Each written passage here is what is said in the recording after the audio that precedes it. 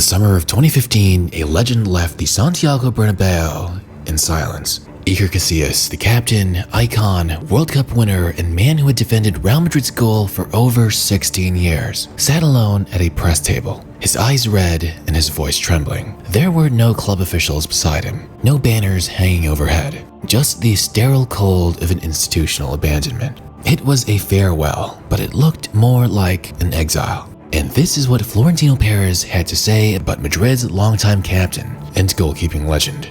He is not good enough to be the goalkeeper of Real Madrid. He is not and has never been. But, well, he is one of the biggest frauds of Madrid. The second is Raúl. The two biggest frauds at Madrid are first Raúl and then Casillas. The craziest thing is that behavior was no anomaly. That wasn't even the first time he's disrespected legends of the club directly. This was a pattern. Under Florentino Pérez, Real Madrid evolved into the most powerful football brand on earth. But behind all the silverware and spectacle, the club became something else entirely. A corporate monolith where loyalty is transactional, relationships disposable, and greatness, no matter how glorious, is never surely immune from the cutting block. For over 2 decades, Pérez has ruled Madrid with the ruthlessness of a CEO and the cruelty of a monarch. His methods, while perhaps not illegal, can certainly be seen as unmistakably personal. He once said that Claude Makélélé wouldn't be missed because he lacked technique and glamour. Days after winning La Liga in 2003, he sacked Vicente del Bosque, arguably the most loved Spanish manager of his generation, simply because he didn't fit the image. When Cristiano Ronaldo, the greatest scorer in the club's history, left in 2018, Perez offered no tribute, no graces, just silence. The same silence that greeted so many of the club's greatest legends. While a brilliant financial and corporate leader, Florentino Pérez is one of the biggest reasons why so many people see football as a sport without any loyalty.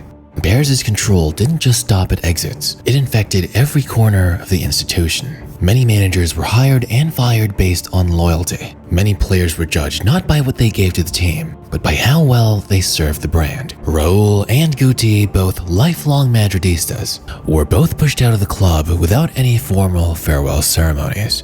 When Mesut Ozil was sold to Arsenal, club-friendly newspapers smeared him as immature and distracted. The same smear campaign would occur when Angel Di Maria left. When Pepe begged for a 2-year contract extension, Perez would counter with only a 1-year contract at a much lower salary. And when Sergio Ramos wanted to play a little longer with the club, as soon as Ramos hesitated and wanted to counter Perez's 1-year offer, Perez withdrew the offer and blamed Ramos, saying he didn't respond in time, even though Ramos has come out and said he was never told there was even a deadline. We're talking about a guy who's so financially driven that he even tried creating the European Super League. Because for Perez, football is not heritage, it's a business, with players being the product and fans being the consumers.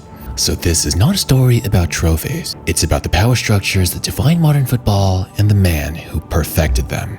Florentino Pérez didn't just win with Madrid, he weaponized commercial football. Though building a trophy-filled empire, it was constructed by burning bridges, discrediting heroes, and being as cutthroat and as ruthless as possible. So I'm not exactly making a video about the character assassination of Florentino Pérez. However, it is more like a study in power. A look into how one man, through charm, calculation, and an unrelenting appetite for control, turned Real Madrid into a cold but winning machine. When Florentino Pérez ran for Real Madrid presidency in 2000, he would make a promise so outrageous it felt fictional. He would say that if he became president, he would bring over and sign Luis Figo from their bitter rivals, Barcelona. And as ridiculous as it sounded, he made the people feel like it was possible. So when Luis Figo crossed the divide in one of the most shocking betrayals in football history, it would set an unprecedented tone for everything to come. During the earlier years of his tenure, Pérez believed that the club didn't need a manager with tactical genius. It needed a spectacle. And his grand idea was to start the Galacticos era. Each signing was as much about shirt sales and branding as it was about football. Because if Florentino Pérez really cared about winning, he wouldn't have done the destructive moves he was about to do. Because after 2 Champions League trophies and 2 La Liga titles in 4 years, Perez would tear apart this winning squad. Hierro, Morientes, and later Solari were eventually shipped off. Manager Vicente del Bosque was sacked just days after winning the La Liga title. Even core players that held the squad together like Claude Makélélé and Steve McManaman were all eventually expelled by Perez. For him, players like these were way too unglamorous, way too ordinary for his brand of Real Madrid. And it was all like an unspoken message to the club. Success by winning matches is not enough. Style, symbolism, brand, and star power mattered much more. And many people might agree that the Galacticos era was good for Real Madrid. It earned them a ton of fans and did amazing for their star branding. But from a pure footballing standpoint, getting rid of their manager and the core players that were doing the work that nobody recognized but was absolutely necessary made 0 sense. Because in the Galacticos era, it would take them 4 years after firing Del Bosque to once more win some silverware. In fact, since firing Del Bosque in the Champions League, Real Madrid wouldn't even make it past the round of 16 all the way up until the 2010-2011 season. So the cost of that Galacticos era meant that Madrid would be stalled from dominance until basically a decade later. It's possible that they could have had even more Champions League trophies today, as their formula for winning back then never included overspending on unnecessary players. In the dressing room, egos replaced unity. The midfield was hollow. In those years, players complained about favoritism and instability. And yet, Perez refused to shift his philosophy. Despite Real Madrid's proven formula for success by having guys like Clarence Seedorf, Makélélé, and McManaman at the midfield, fans were furious with the club management's current decisions. To them, what was important was winning on the pitch. Eventually, supporters would become outraged in Florentino Pérez's interference in team selection and transfer policy. In 2006, during the midst of the club's poor performances, Florentino Pérez would eventually step down as club president.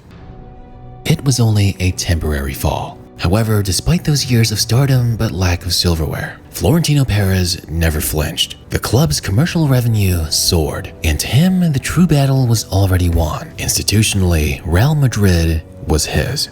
After a few years, Perez would eventually return in 2009, and he would waste no time. Cristiano Ronaldo, Kaká, Xabi Alonso, and Karim Benzema were all signed in a single summer. This was his Galacticos 2.0, at least this time with a slight consideration to balance. Despite assembling one of the most gifted squads in history, Perez's control was deeper than ever. He clashed with Manuel Pellegrini over signings and later fired him after just 1 season. Shortly after these signings, longtime club legend Raúl would be slowly forced out of the club by Florentino Pérez. And in leaked conversations, Perez himself has called Raúl a fraud, a negative influence in the dressing room, and a destroyer of the club. With that behavior, it's easy to see why many longtime Madrid players never really got along well with Perez.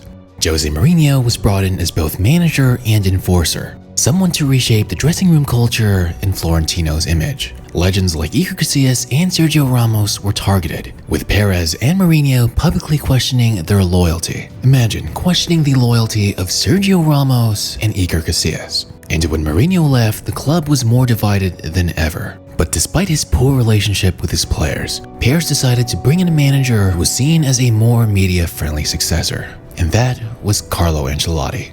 And during his first stint, Carlo Ancelotti would deliver. In 2014, Real Madrid eventually lifted their long-awaited 10th Champions League title. It should have been a period of peace, dominance even. However, Ángel Di María, the man of the match in that Champions League final, would eventually be sold that same summer, with the official reasons being contract demands. But as Di María would later reveal, more simply, Perez just didn't like him or his dad. Xabi Alonso would also be forced out of the club to make way for Perez's new golden boy with poster appeal, but not quite the same bite or impact, James Rodriguez. And over the years, that move would be seen as a waste of money and a big mistake. Then in 2015, the Iker Casillas chapter finally closed out with a whisper. His departure was so visibly undignified that only after fan backlash did the club finally arrange a late tribute.